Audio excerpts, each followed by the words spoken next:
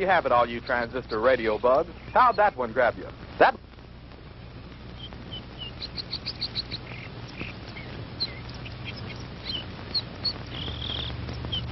Howie, for heaven's sake, it's almost dark. If you don't hurry up, we're going to be late for the game. Margie, have you ever tried to fix a fuel pump to a rock and roll beat? Well, I'm sorry it made you nervous. I just thought it was a good chance to get in some practice. It's okay. Forget it. Nothing I can do anyway. At least not way out here. Well, I wish you hadn't taken this crazy nowhere shortcut. Boy, this is like Lostville. I know. I goofed. And I've got to get some help if we're going to get there in time for the kickoff. Hey, didn't we pass a farmhouse about a mile or two back down the road? Yeah, that's right. Back around the curve. Come on, we'll be shorter through those woods.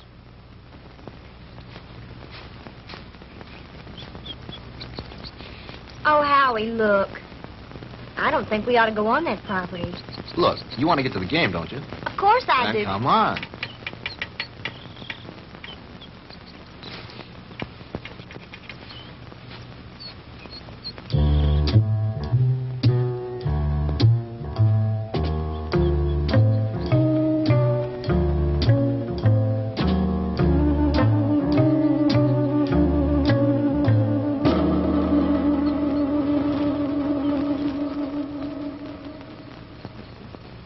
It's cold. It's so dark. We should have brought the flashlight. Ah, it isn't working. Batteries are down and I forgot to replace them.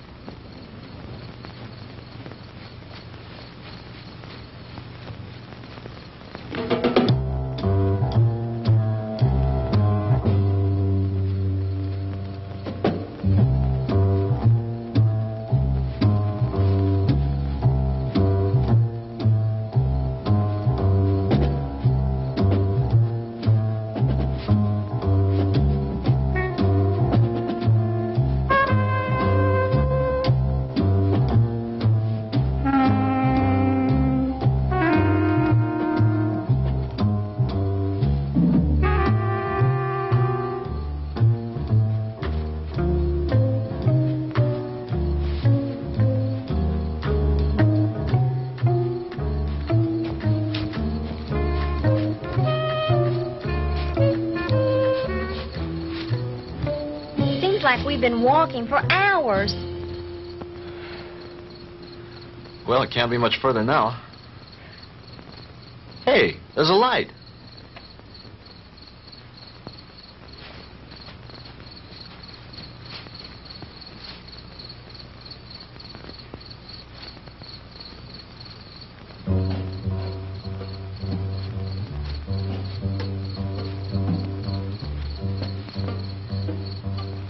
Huh. That's strange. Campfire way out here in the middle of the woods and nobody around. Kind of creepy, isn't it? Yeah. Hold it right there, both of them. Hey, Dad, what are you made up for? I mean, what's the bit? Hey, now, don't point that thing at us. It could go off. Come on now, who are you guys? What kind of a joke is this? I mean, out here in the middle of... Joke, boy? You think this is a joke? Howie, I'm frightened. Well, look at him. It's got to be some kind of a gag. This can't be for real.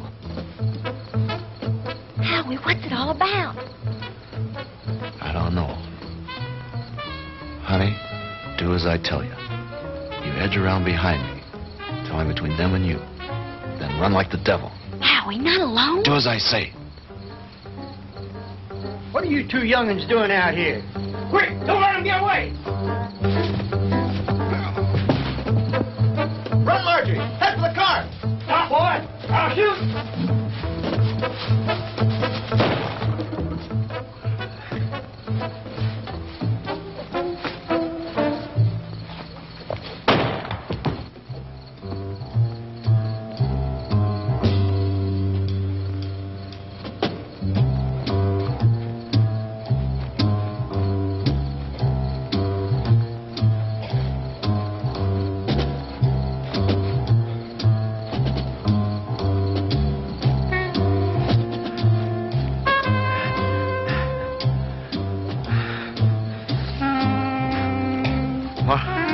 Margie? Margie?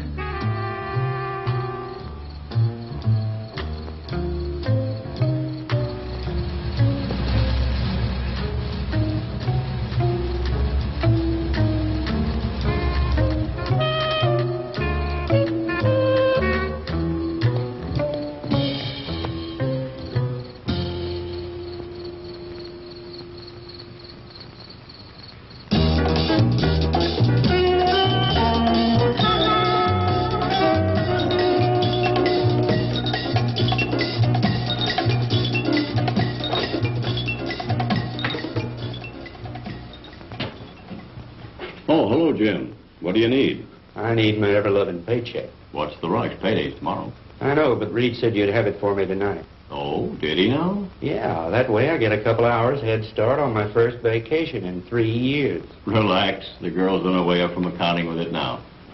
Where you going on this vacation? Some place that can't be reached by telephone, telegraph, teletype, or carrier pigeon. You don't think we'd interrupt your vacation now, do you? Why not? You guys did it for the last 2 years. Jim, nice story you turned in. Well written. Had a lot of fun. When he talks like that, he wants something. As a matter of fact, there's one little favor I'd like to ask you to do before you leave. Uh-oh. Here it comes. As a matter of fact, here it is. The accounting department is certainly coming up with much more interesting figures lately. See you guys. Oh, come on, Jim. Well, this will just take a few minutes. Not much out of your way. All you have to do is get a few details and phone them in from there. From where? Carver Street Hospital. Murphy called in from police headquarters, and some college kid was brought in with a gunshot wound. Here's his name. Why doesn't Murphy cover it? He's on police tonight. He's busy on the cat burglar story. Who shot the kid? That's what I want you to find out. May not be anything in it, but you never can tell. Okay, I'll do it.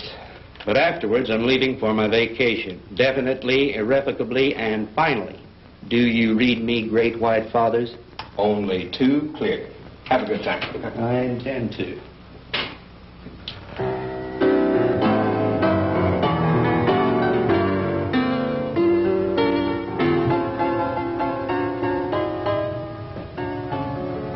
Hello, blonde girl. Why, James Crandall, what brings you here? Now, don't tell me. Let me guess.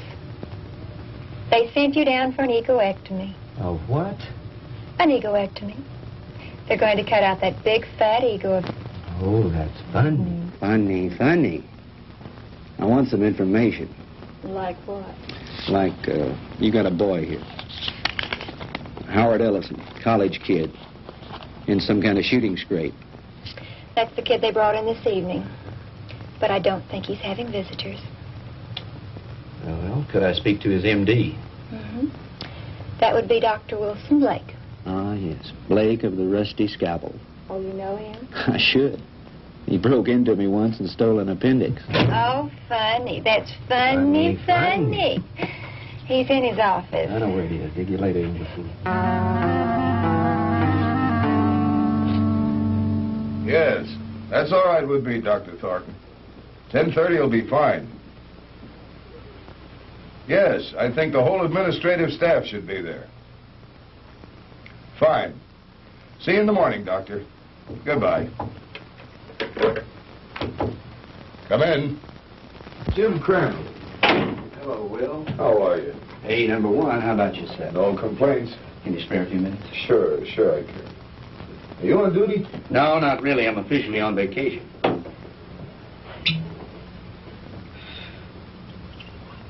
Soda? Just straight, thanks. I bet you're here for a story on that Ellison boy. Good bet. Sit yourself down. So are some friends of yours. They left about an hour ago. Uh-oh, the local gendarmes, no doubt. Right. Lieutenant Partain and a couple of his men. They talked to the boy for about an hour and then finally... Wait a minute. Talk to him? You mean the Ellison kid's able to talk? Sure, he wasn't hurt too badly. The bullet didn't enter any of his vital organs. But the nurse said he couldn't have any visitors. Well, he can't. At least not now. He was too tired after that session with Partain. I want him to get some rest. Well, when can I see him? In the morning. In the morning? But, Doc, I got to phone something into the editor. I can't fool around on this thing. I leave on my vacation tomorrow. Well, I envy you. We're so short-staffed here at the hospital, there's no telling when I'll be able to take a vacation. What did the kid say when he talked? He told a real weird story. The police have a transcript of it. I'd rather hear it from you if you don't mind. I don't think I should repeat it. I imagine the lieutenant would rather tell you himself. Ah, come off it, Doc. You know Partaine's not going to give me anything till he's good and ready. All right. All I can do is repeat what the boy said. But I'll warn you, you won't believe it. Suppose you try me.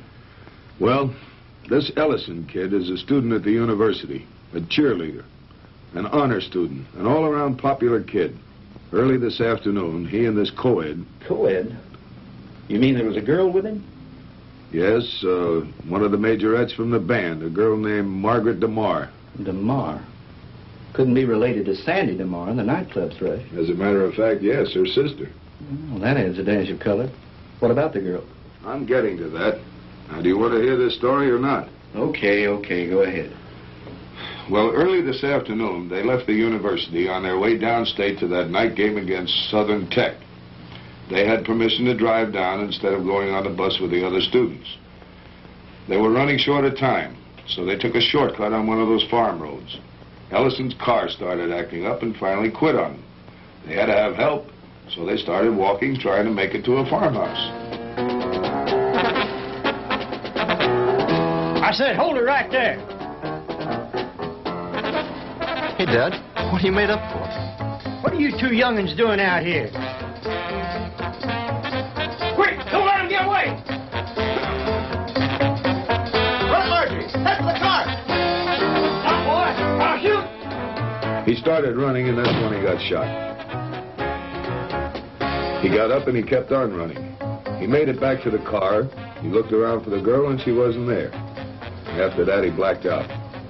A passing motorist picked him up and brought him in, and that's the story the way he told it. You sure weren't kidding when you called it weird.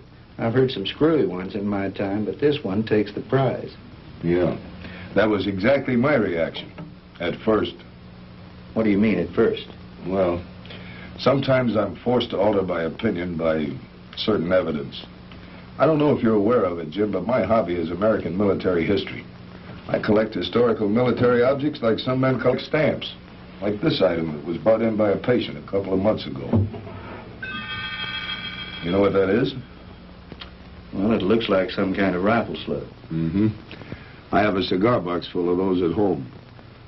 My brother and I used to find those in the woods and dig them out of trees when we were kids, back in Georgia 30 years ago. It was one just like the one you're holding now that I took out of young Ellison's body and gave to the police this evening. And if you ask me, they're going to have to dig a long way back in their ballistics file to find anything that matches that. Yeah? Yeah. You see, that's a mini ball. The kind of a bullet they used during the Civil War.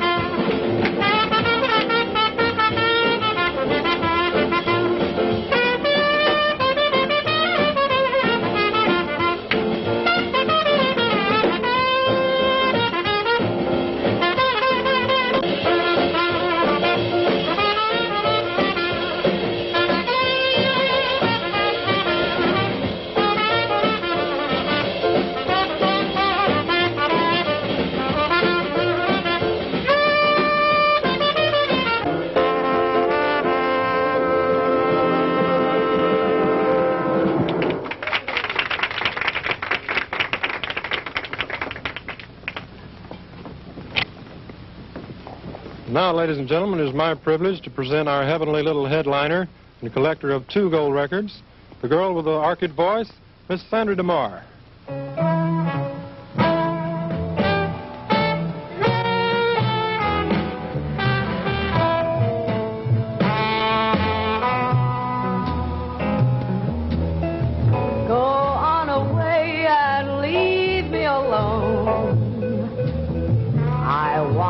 By myself when I cry, and there's gonna be some crying, 'cause I just told my baby goodbye.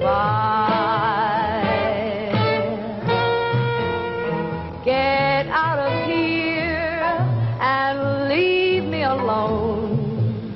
I don't care whether I live or I die, 'cause my life's already over. It ended when you told me goodbye.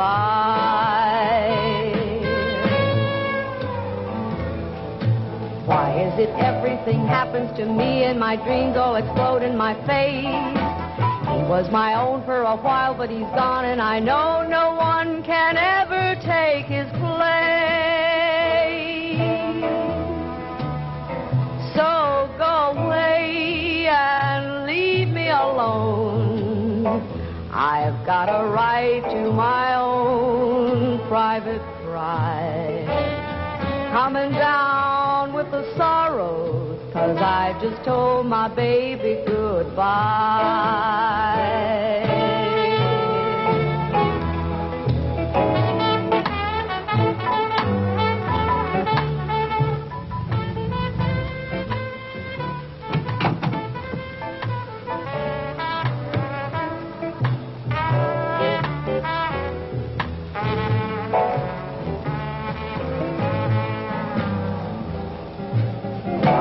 Everything happens to me and my dreams all explode in my face. He was my own for a while, but he's gone, and I know Good evening, no Lieutenant. one. Evening, Ramon. Is this visit official? Oh, there's nothing to worry about. We'd like to talk to Miss DeMar when she's through singing. Will you give her something while you're waiting? Thank you, no, we're on duty. Leave me alone. I've got a right to my own private cry. I'm coming down with the sorrows, 'cause I just told my baby goodbye.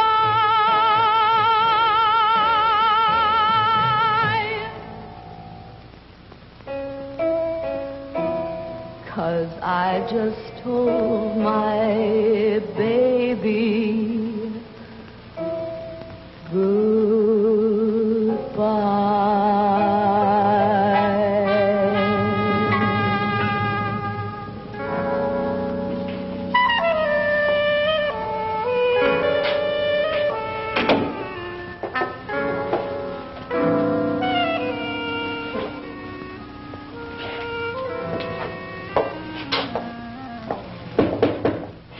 Yes. Sandy, are you decent? Yes. 2 gentlemen from the police department want to talk to you. Police? Yes, Miss DeMar. I'm Lieutenant Partain, and this is Detective Lasky. We're just making a routine investigation. Have you heard from your sister this evening? Margie? Why, no. Why do you ask? Well, we just thought she might have called you. You see, we have reason to believe she may be missing. Missing? I don't understand. She's at a football game in Stephenville with Howard Ellison. I'm afraid not, Miss DeMar. Maybe you'd better sit down and let me tell you all that we know about it so far.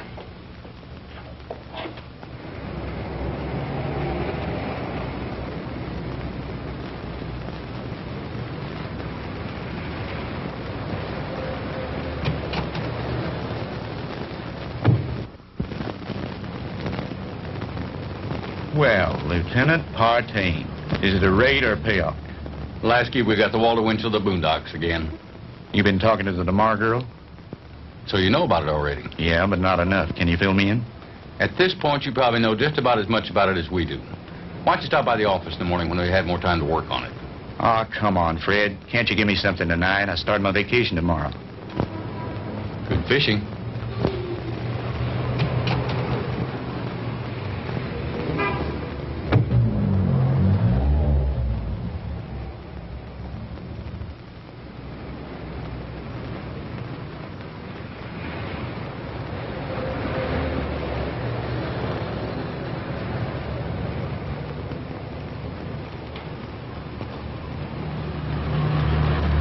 Miss DeMar? Yes? I'm Jim Crandall with the Sentinel. Could I talk to you a moment? I'm sorry, Mr. Crandall. I really haven't time to talk. I've got to get home in case my sister calls. Well, that's what I wanted to talk to you about. Could I give you a lift home? Thanks, but I'll take a cab. Well, they're kind of slow this time of night. Well, all right, if you're sure it's not out of your way. Of course not. It's part of my job.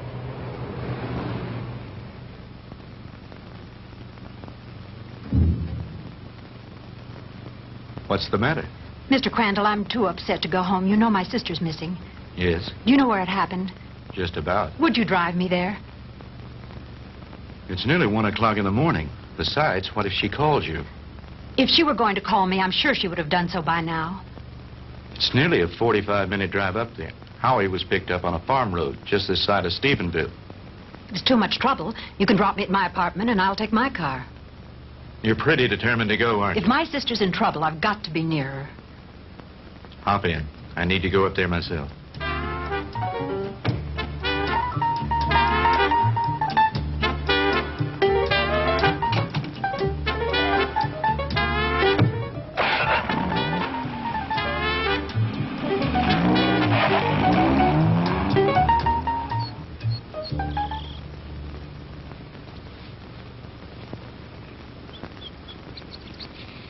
Lieutenant, we checked that house from top to bottom. Nothing there. Okay, Lasky. As soon as the boys are through, have them go in and get some rest. We've done everything we can do here. Maybe the sheriff and his bloodhounds will turn something up. Right.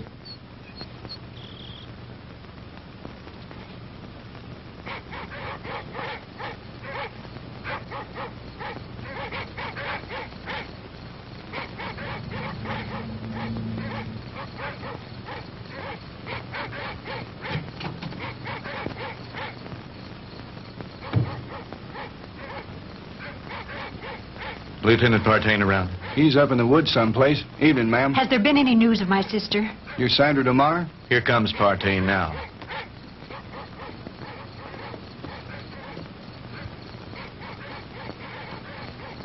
Lieutenant, have you found her yet? I'm afraid not. Crandall, what'd you bring her out here for anyway? I made him bring me, Lieutenant. Can you tell me anything about Margie? No, ma'am, I think you both made a trip out here for nothing. Why don't you go home and get some sleep? He's right, Sandy. You should do as he said. Jim, somewhere out there in that horrible blackness, it's my sister. Those dreadful dogs. They sound so terribly ominous. Oh, Jim.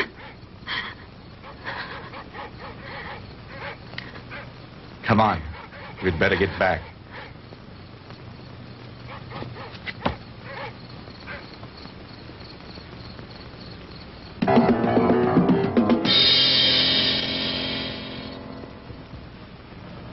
No, I'm going to check all the antique gun shops this morning, as soon as they open. How about the kid's parents? You come contact them?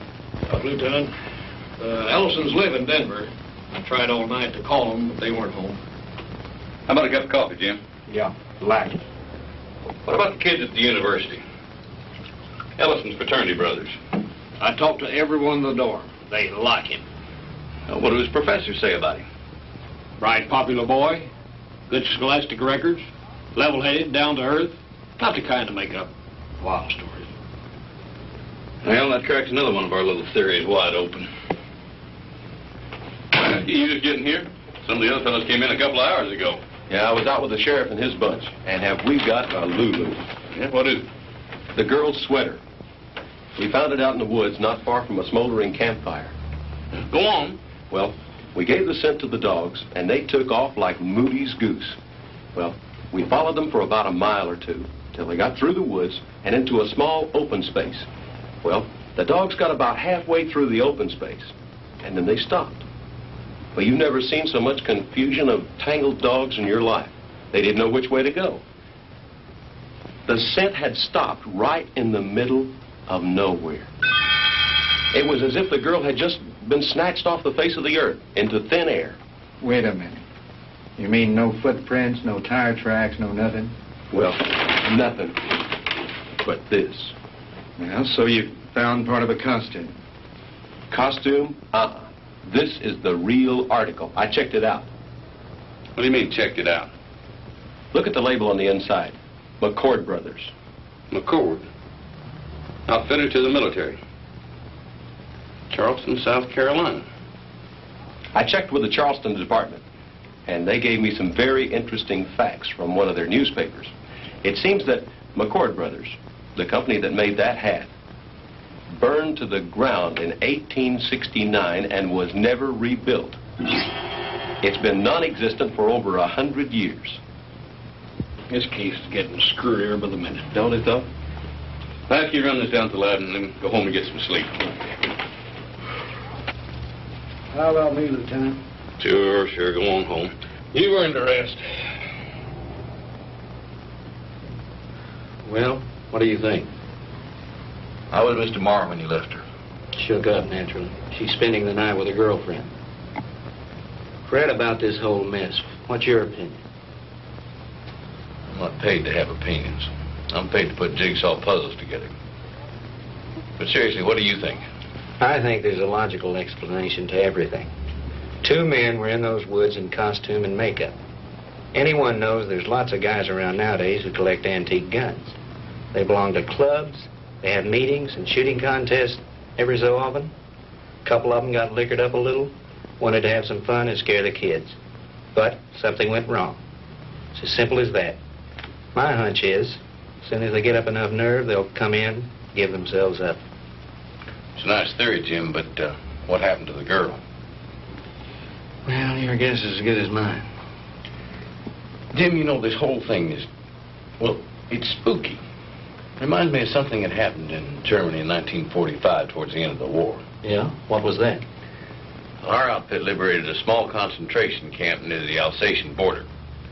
When we took it, we expected to find the usual half-starved, ragged inmates. And you can imagine our surprise when we were greeted by about 50 young people, all a picture of perfect health. That sounds a little hard to believe after all I've read of Dachau and Auschwitz. Well, that's what made it hard to believe. Here were these kids, none over 21 and some as young as 5, living in apparent luxury. Good food, complete recreational facilities, no forced labor. Reminded me of a bunch of calves being fattened up for the kill. You mean there were no old people in the camp? There were a few, but not alive. We found their bodies in the rooms next to the ovens. Apparently, we'd taken the camp so fast they hadn't had time to dispose of the bodies. But before they left the night before, they blew up the largest building in the camp. It was some sort of a laboratory. And inside, amidst the rubble and blown into a million pieces, was the screwiest piece of machinery I've ever seen. Some sort of a crazy electronic apparatus. And half buried underneath it amidst the rubble, still strapped to a table, was an old man. Just barely alive. Our medics tried to save him, but they couldn't. Now, here's the weird thing. This is the part we could never understand. In trying to identify him, we checked the camp records with the prison number tattooed on his arm. According to those records, that old man should have been an 18-year-old boy. What about the other bodies? Same thing. Their numbers indicated they all should have been kids. What type of experiments were they conducting there? We never found out. Even the young inmates weren't aware of why they were there. They never found the commandant of that camp to bring him to trial with the rest of the Nazi brass. His name was Ernst von Hauser. Did you ever hear of him? He was a German physicist, a contemporary of Einstein's. I don't follow you. You mean you think there might be some connection between all that and what happened here last night? I'm not saying that, no. But just suppose, for the sake of argument, the Ellison kid did see two men out of the past of 100 years ago. That would mean somebody around here is tampering with time. Somebody was also tampering with time in that concentration camp. Now, wait a minute. Let me get this straight. You think that the machine found in that concentration camp was some kind of time machine, and that there may be another one like it around here. Is that what you're saying? I'm not saying anything. I'm just supposing. After all, they never found von Hauser. Lieutenant? Yeah, Walt. Captain wants to see you in his office. Wants you to bring the file on the Maddox case. Be right there. How am I ever going to turn in a story like that? That's your problem.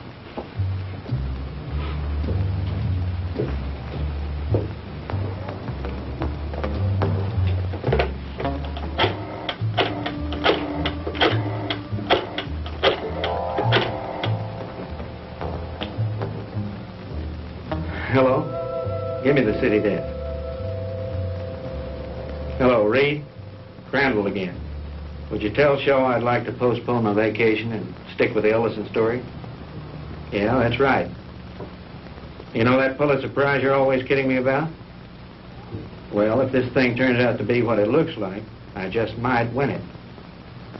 No, nothing new at the moment. I'll keep you posted. Yeah, I've got a little research to do in the library. Then I'm going to the hospital to interview the kid. Right. Talk to you later.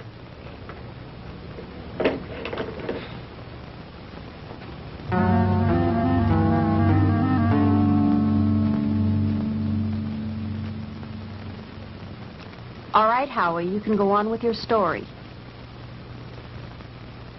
That's about it, Mr. Crandall. I remember reaching the highway, and Margie wasn't there. And then I blacked out, and the next thing I knew, I was here at the hospital. And you really don't think, Howie, that those guys were just a couple of kooks in Civil War costumes? Mr. Crandall, I don't know how to explain it, but I got the distinct feeling that these guys were for real. I mean, like something straight out of Gone with the Wind. Howie, what's your idea of what happened to Margie? Do you think these two guys grabbed her? I don't know, Mr. Crandall. I don't know. That's what's bugging me out of my skull. Nurse, is Mr. Ellison awake? Yes, he is. He has another visitor, but you can go on in. Thank you.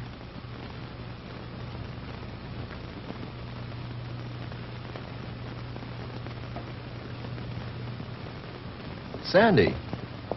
Hello, Howie. How are you? Hello, Jim. Good morning. Have you heard anything from Margie? Not yet. I brought you some flowers. Thank you, Sandy. I'm sorry about all this. I mean... It's all right, Howie. Now, don't you worry. Whatever happens, I know it wasn't your fault. Jim, have the police found out anything yet? No new developments. I'm going up there in a little while and have a look around myself.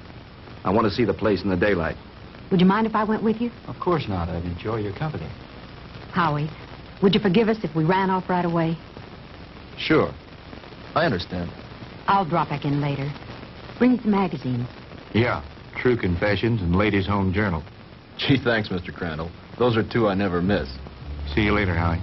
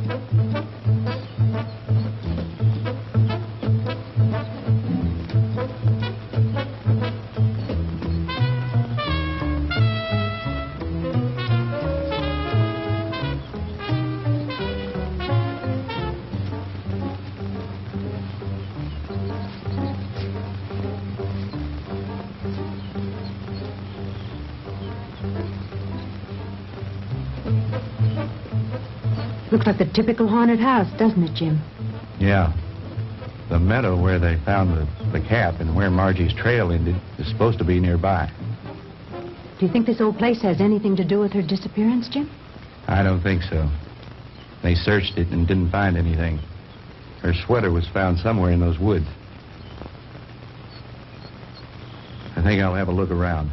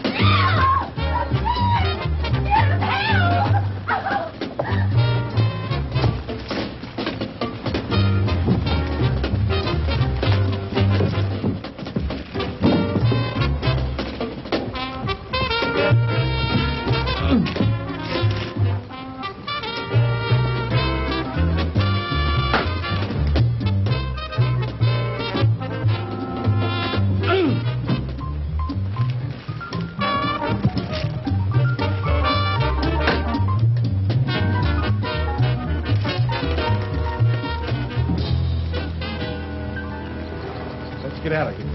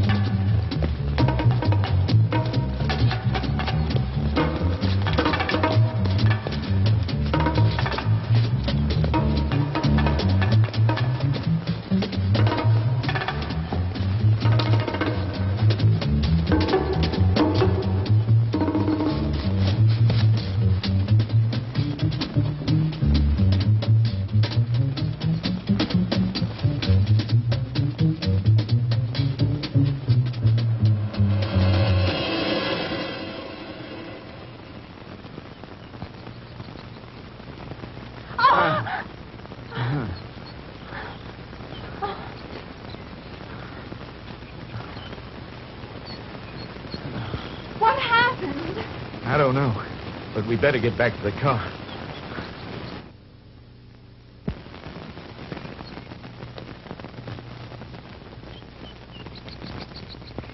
Jim! Oh, the car! It's gone!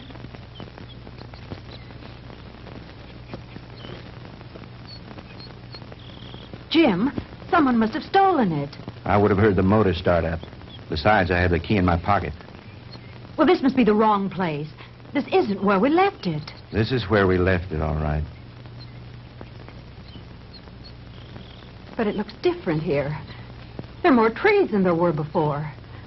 And that fence, that wasn't here when we came down the road. And the barbed wire fence is gone. Jim, we're lost. I don't think so. At least, not the way you mean. Jim, I'm frightened. It's all right. Let me think a minute. This road was paved, and now it's dirt. And there isn't a telephone pole in sight. I know. Jim, what is it? What's happening? I don't understand it. Where's the car? Where are we now? Jim, I know you know what's happening to us, and you won't tell me. And why not? What's going on? Fantastic. Incredible. I never really believed it. Tell me what's happening. Sandy. What's going on? What dreadful thing Sandy. is happening? Tell me. It'll be all right. Everything's going to work out. But we have to keep our heads. I believe our best bet is to follow this road and see where it leads. Come on.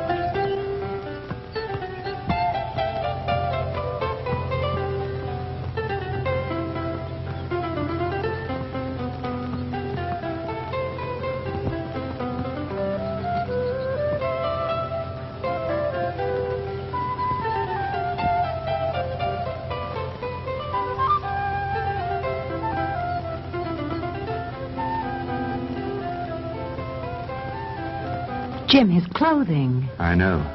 Ours are just as strange to him, especially your short skirt. Friend, what year is this? Where are we? Witchcraft! Witchcraft!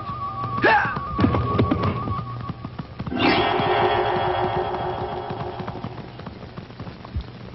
Jim. Honey, I don't know how to explain it, but somehow we've been set back in time. But Jim, that's impossible. Impossible. I know it's supposed to be impossible, but it seems to have happened. Well, let's not try to figure it out now. We've got to get somewhere to find some help. Some way.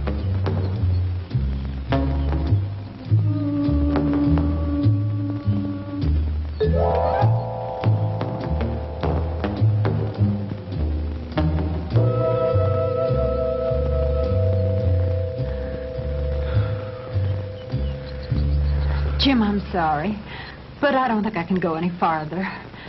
I simply have to rest. All right. We'll stop for a while.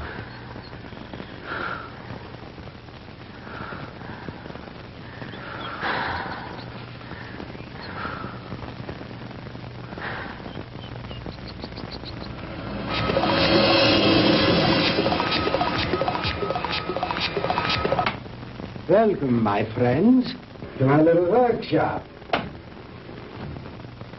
Do not be alarmed or cause unnecessary commotion. You are in no danger. At least, not for the moment. Won't you please step out?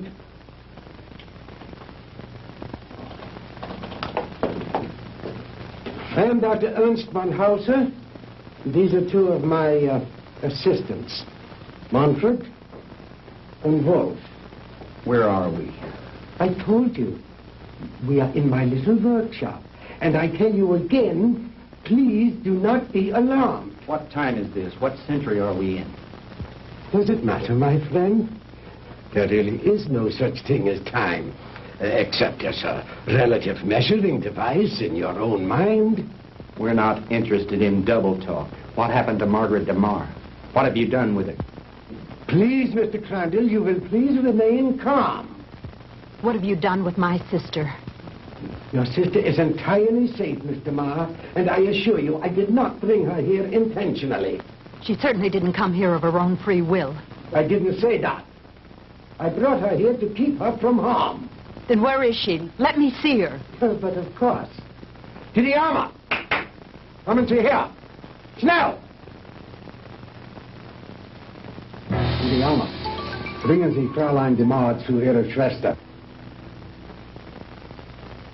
Well,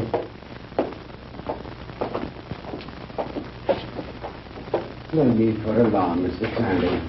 She'll be all right. She'll be able to freshen up.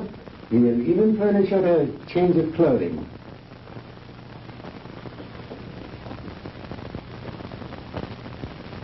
I notice you were intrigued by my servant girl, Didiana. And there you might be. Just a few thousand years ago, She was serving in the court of Ramsey, one of the great pharaohs of Egypt. And now she is serving me. Quite an experience, is it not? This is like a fantastic nightmare. I don't understand any of it. How did you get Margie here? I was conducting an experiment with a pair of gentlemen from the past. When the girl and her boyfriend wandered into the machine's field of materialization and encountered them. They shot the boy. They might have killed the girl had I not teleported her here very quickly. And the two red soldiers? I sent them back to Shiloh, Mr. Crandall. But it doesn't matter. They probably died there anyway. Fantastic. Utterly fantastic. Tell me, Doctor, why did you send Sandy and me back to 1789? I admit I took advantage of you to conduct a little experiment. Oh, yeah, it was a little dangerous, but you see, no harm has come to you. Super spectronic relativity? I believe that's what you once called it. Oh, then you are familiar with my work. To some degree, yes. I read up on you this morning in the library after talking with the police. Oh. And what did you learn about me? Quite a bit. I know of your early career and some of the brilliant discoveries you made in the field of physics, and that you were expelled from the International Congress of Physicists because of your theories. Ah, that was a humiliation which will soon be avenged, Mr. Crandall. But go on. What else did you learn of me? Well, I know that you were a friend and sponsor of Adolf Hitler, that you helped elevate him to power in the 30s, and became the organizer and administrator of his Department of Scientific Warfare. That's another thing that puzzles me here, Doctor. Why a man of your brilliance should identify himself with a fanatical madman like Hitler. How dare you refer to Adolf Hitler as a madman? He was a great genius, ahead of his time. The world in its ignorance was not ready to accept him. The world did not accept him because he was a lunatic, bent on enslaving it. Do you call a man who is responsible for the mass murder of millions a great man, a genius? Anyone with enough intelligence to examine history knows there are times when lives must be sacrificed for the benefit of future generations. And he was willing to do this in order to lead his people into darkness, into oblivion. That's where he was leading them. And like all other power-crazed dictators before him, he failed. Thank God there were people in the world with enough courage to resist and to conquer him.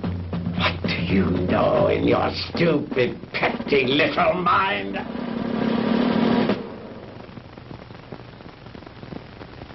You will forgive me, Mr. Crandall, for my outburst of temper. You are, of course, entitled to your own opinion for whatever small purpose it may serve you.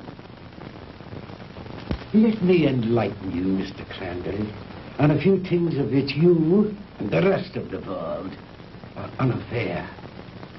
Blame for the loss of the war cannot be laid to Hitler or his doctrines. It was I who failed him. Me and the General Staff. He called for weapons, super weapons, to turn the tide of war in those last few days. Because of my inability to deliver those machines soon enough, we were defeated. It might interest you to know that during those last few months of the war, we had almost perfected weapons so far in advance of anything that had gone before them as to make modern warfare in all its forms completely obsolete. Oh, if we had only had time for further experiments. I know of some of your experiments, like the ones carried out in a certain concentration camp. Oh, then you know about the aging machine. Yeah, we had almost perfected that one when the war ended. Oh, but that machine was one of the more primitive devices. like the jets and the rockets that we used so briefly. We were in the final stages, Mr. Crandall, of perfecting weapons that were truly astounding and against which you would have had no defense. A cannon that killed with sound waves, yet was completely silent. A giant generator gun that could electrocute whole armies in the field. Oh, and more, many more. If we'd have only had a few more months to perfect those weapons, we could have plucked victory from the jaws of defeat. The Third Reich would have endured, not for 1,000 years as the Fuhrer dreamed, but forever.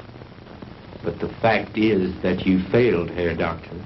Failed and lost. But you are forgetting one thing, Mr. Crandall. That was 20 years ago. Since then, I have perfected and even improved on my original weapons. And we have conquered time. Dr. Einstein's so-called fourth dimension. Hitler will return, Mr. Crandall, and soon. Your victory was but a temporary one.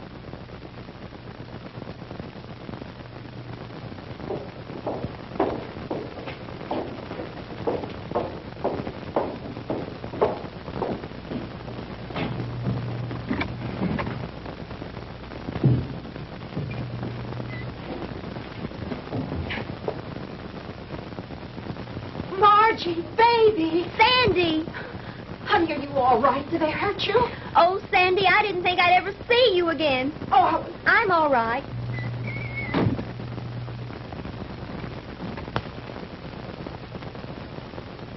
Let us out of here. Open this door. Let us out. Please, don't let them keep us here.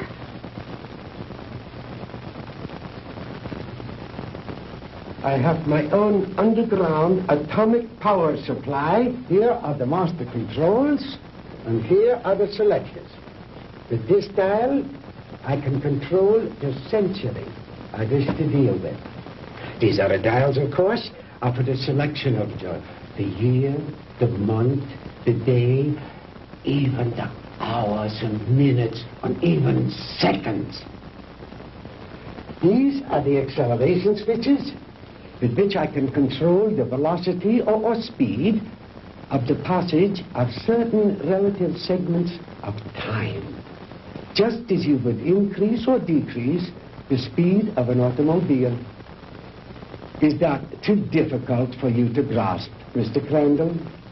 Frankly, I'm beginning to doubt my sanity. You needn't. After all, there are very few people in the world who can understand even Dr. Einstein's theory of relativity. And my theories go far beyond his. But you are an intelligent man, Mr. Crandall. Perhaps I can explain it a bit more simply.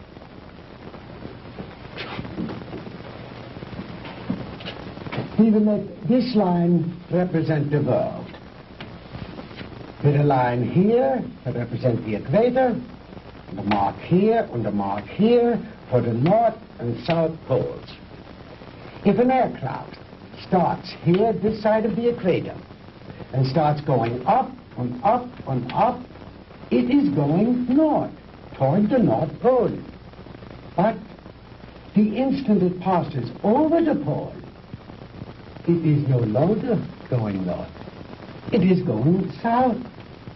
And yet, it has not turned or changed its direction in any way. Now, that is the simplest way I know of to make you understand how my theory of superspectronic relativity was first developed. It has long been established that time and space do not exist except in relation to each other. Therefore, they are inseparable, indivisible, a space-time continuum. The faster we travel in space, the faster we travel in time. Now, let me use this short vertical line to represent an instant of time, on this horizontal arrow to represent velocity or speed. Now then, scientists have long held that light is the top limiting velocity in the universe. In other words, there is nothing in the world faster than light. And yet it is known that beta particles ejected from the nuclei of radioactive substances can attain velocities up to 99% that of light. Now, I have always based my theories on the premise that there is no limit to space.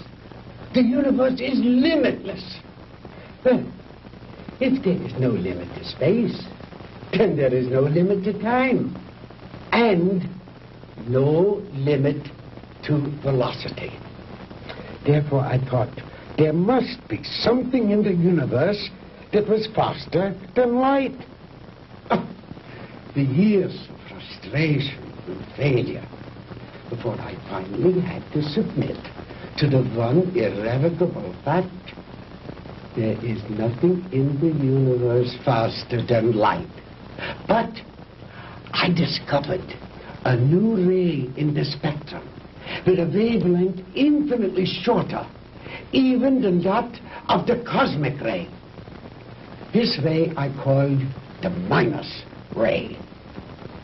I'm afraid you lost me, Doctor. Well, in other words, while I discovered that the velocity of light is indeed the top velocity in the universe, that velocity need not remain constant. I discovered that through minus rays, velocity could actually be accelerated. Let me illustrate in this way. This line represents an instant in time. An instant, that is, in relation to our immediate vicinity in space. Now, if you enter a dark room or flip a switch, that room is instantly flooded with light. That is because that light, traveling at its great velocity, takes hardly any time at all to cover that small area of a room. It is immediate, instantaneous. Now, if that light had traveled any faster, it would have come on before you flipped the switch. Are you beginning to understand? I think so. Fine. Now then, just as I illustrated a moment ago, with the airplane flying up over the world, heading north until it passed over the North Pole, then its direction became south. The same thing is true in a sense of time. If the velocity of ordinary light, represented by this arrow, should be accelerated, then it will pass beyond the instant, represented by this vertical line, and no longer be moving in the direction of the future, but it will be moving in the direction of the past. It will no longer be going forward in time, but backward. The greater the velocity, or I should say, the greater the acceleration, the further back in time it will travel. In other words, if a guy left New York for Los Angeles and traveled fast enough, he'd get there before he started. You joke, Mr. Crandall, but crudely expressed, that is exactly what would happen. Why are you telling me all this?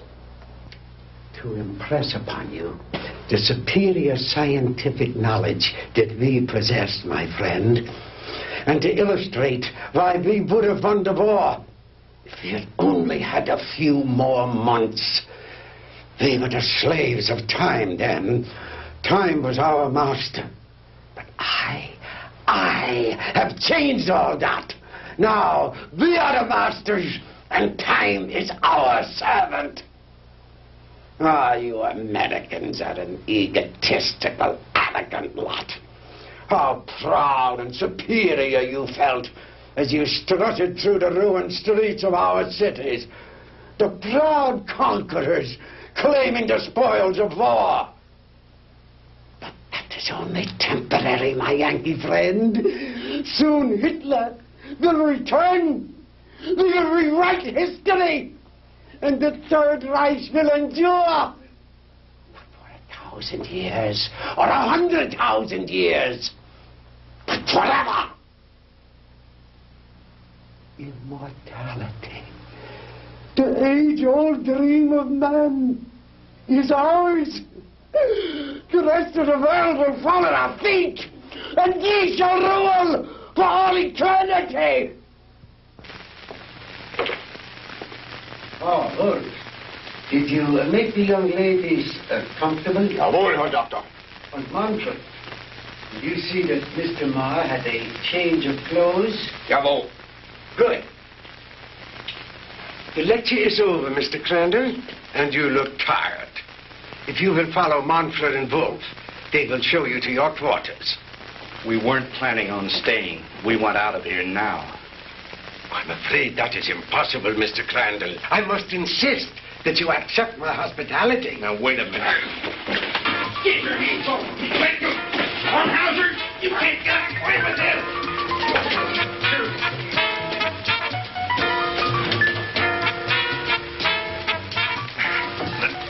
Jim!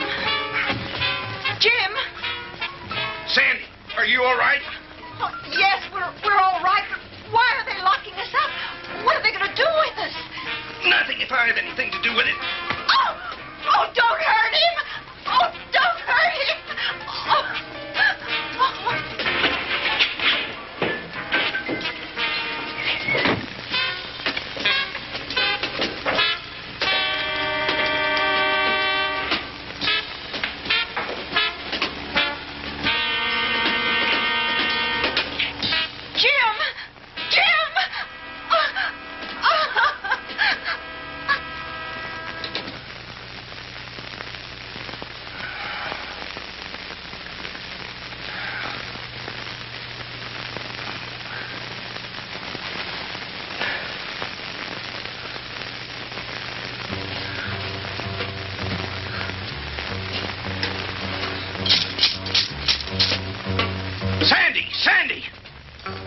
Sandy, answer me. We're here, Jim. We're all right. How about you? Just a minor headache, honey. Is Margie still with you? Yes, she's asleep. Jim, I'm scared. What do you think von Hauser intends to do with us? I don't know. But I do know one thing. I've got to figure a way out of here. Sandy, honey, I'm sorry about everything. I shouldn't have brought you with me this morning. It wasn't your fault. I asked to come along. After all we've been through, you must be beat. Have you had any sleep? No, I was worried about you. Well, try to get some rest while I do some thinking. Okay. As soon as Margie wakes up, I will.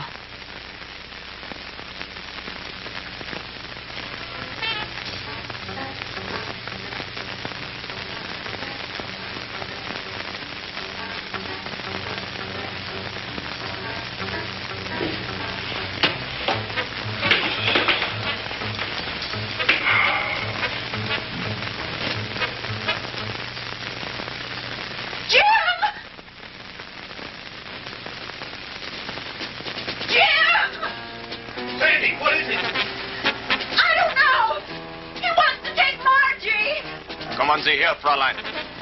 No! No! Sandy, don't let him take me! Kommen Sie her. No! No! Sandy! No, leave her alone. Take your hands off her. Don't let him take me, Sandy! Don't let him take me! Turn her loose. Let go! Sandy! Who is it? What's going on? No! No! What's going on in there? What's happening?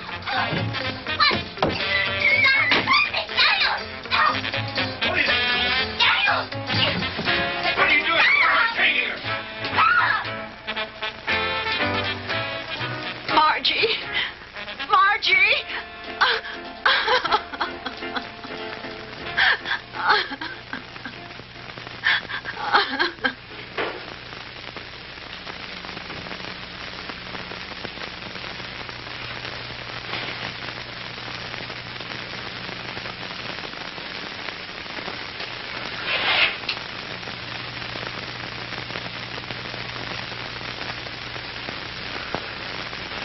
So you see, my dear, there was no reason for all that hysteria. You've really nothing to fear. While I have never before tried sending anyone into the future, there is no reason to believe that the experiment will not be successful. And if something should go wrong, it will happen so quickly, you'll never feel a thing.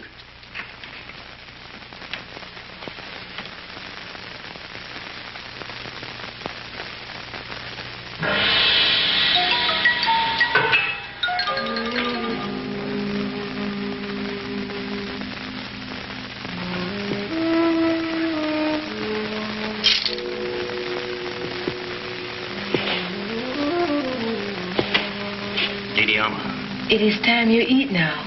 You speak English? Many others before you, they teach me talk. You mean there have been other prisoners here? Many. Are there any others here now? They all will disappear. You eat now. It is all they give me for you. It's all right. At least it's better than nothing. Didi Alma, you've got to help us. You're our only hope. No. I cannot help you. But you've got to. You're the only one. If you could get hold of the keys. No. They'll kill me. I cannot help you. Please, Didi Alma, listen to me. No. We'll never get out of here if you don't help us. Please, Didi Alma. Please.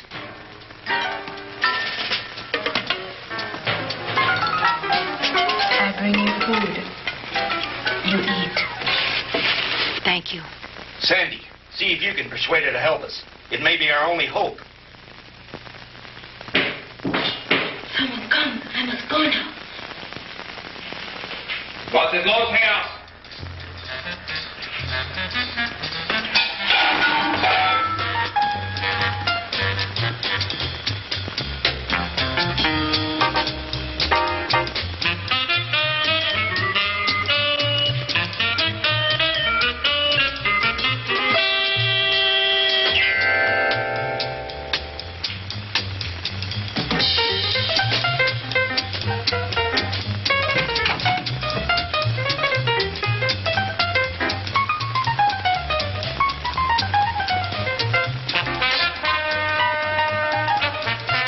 From me.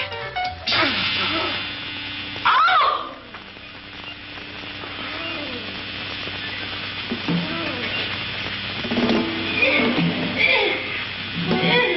Sandy!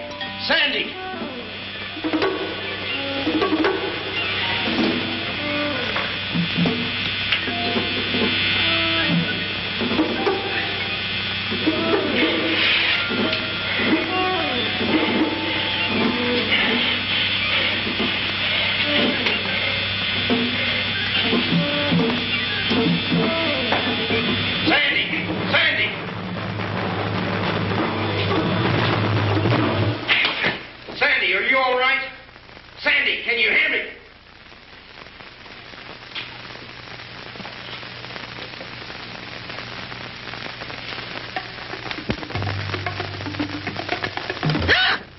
Sandy, honey. Thank God you're safe. Quick, get his keys.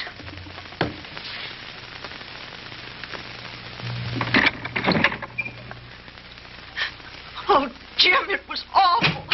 He strangled her. It's all right, honey. Try to get hold of yourself. We've got to get out of here. I'll be fine.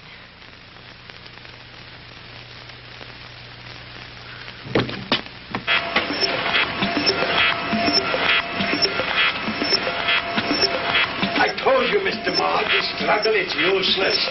You will only tire yourself needlessly.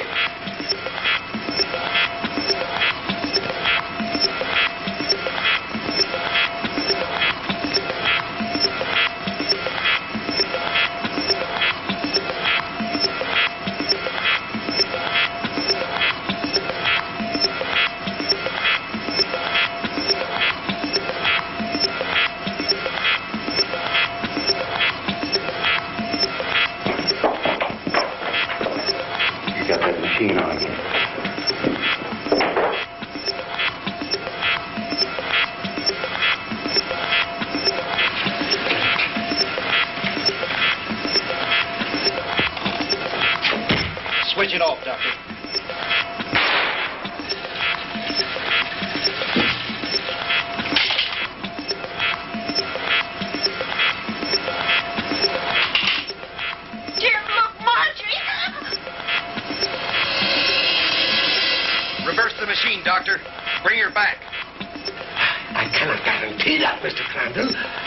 I have never experimented with the future before. You insane, sadistic. If you don't bring that girl back, I'll empty this gun into that warped brain of yours.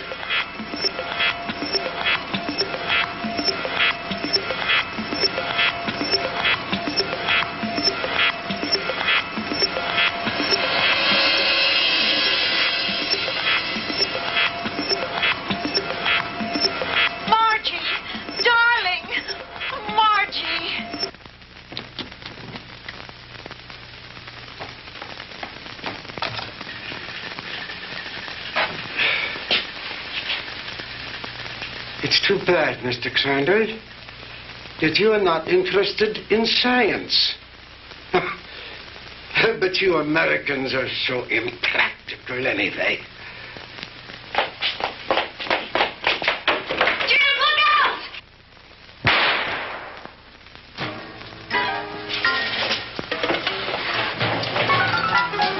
Just don't you try anything, Von Hauser. Don't try anything. That should cut down on your time travel, my good doctor.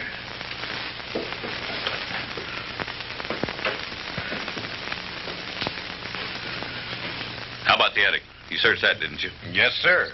That's where we found the Nazi soldiers and the radar equipment.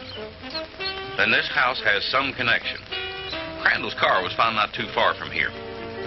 Von Hauser's headquarters must be around here somewhere.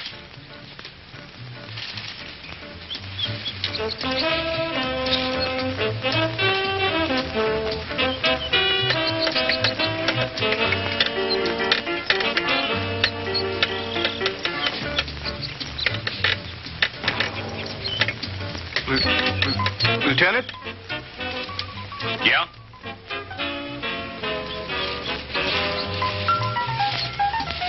What is it, Finley?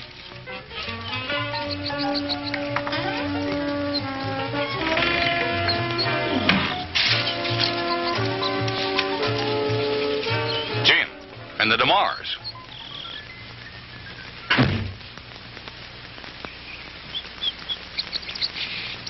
Where in the devil did you three come from? Von Hauser's country place, Fred. We spent a very interesting night there. Where is Von Hauser? Down there in his laboratory. Listen. What's that sound? That's the machine. You'd better stop it before he gets away.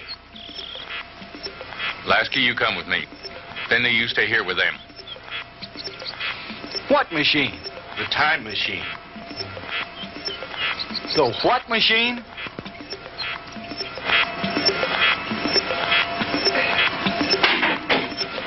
All right, Professor, hold it right there. Get away from that machine.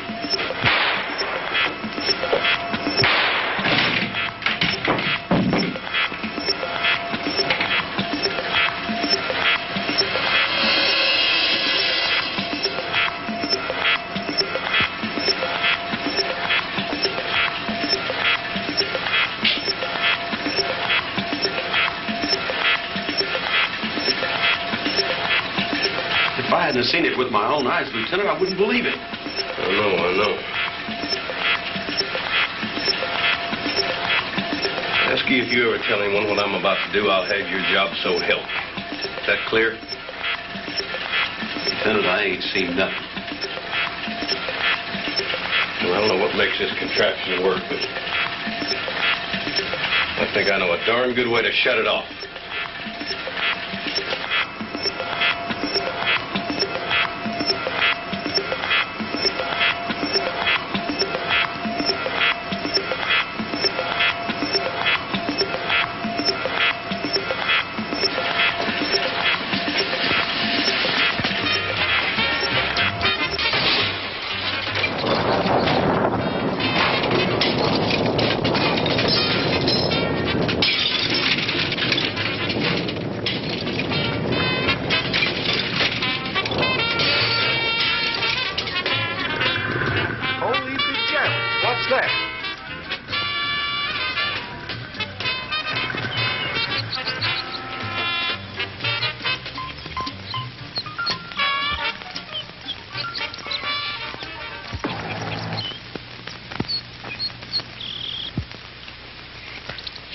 What happened down there, Fred? Forget it. Finley, call Miller at headquarters. Have him send some of the boys out. Are you two all right? Everything's fine, thank you, Lieutenant. Why don't you take the two ladies home? Come on, Lasky.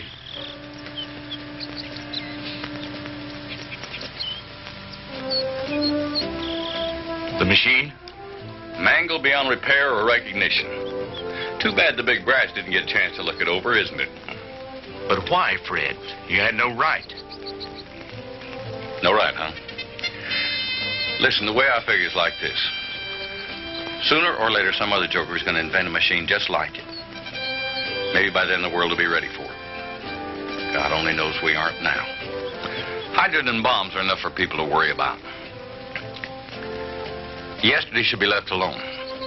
Because today, the world has enough problems. Just trying to make sure we'll have it tomorrow.